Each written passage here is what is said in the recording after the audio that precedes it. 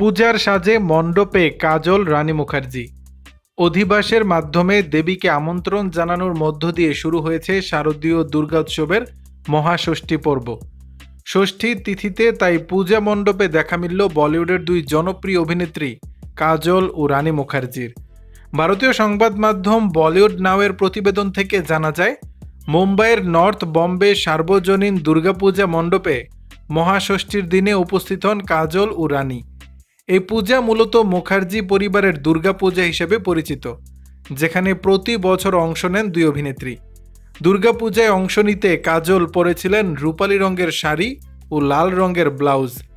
শাড়ি ও ব্লাউজে ছিল রূপালী সুতা ও স্টোনের জারদৌসি কাজ।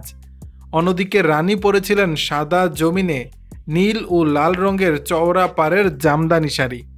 পূজার সাজে মন্দিরে উপস্থিত হয়ে দেবীর আরাধনায় ব্যস্ত থাকতে দেখা যায় বলিউডের এই দুই নায়িকাকে। পূজা বিধি ও রীতিনীতি শেষ করে তারা আমন্ত্রিত অতিথিদের সঙ্গে খোশ গল্পে মেতে ওঠেন। এ সময় তারা প্রয়াত দেব মুখার্জিকে স্মরণ করেন। সম্পর্কে দুই নায়িকার কাকা হন দেব মুখার্জি। প্রতি বছর মুখার্জি বাড়ির পূজার আয়োজন নিজের হাতে একাই সামলাতেন তিনি। এবারের পূজায় তার অনুপস্থিতিতে তাই আবেগী হয়ে ওঠেন অতিথিরা।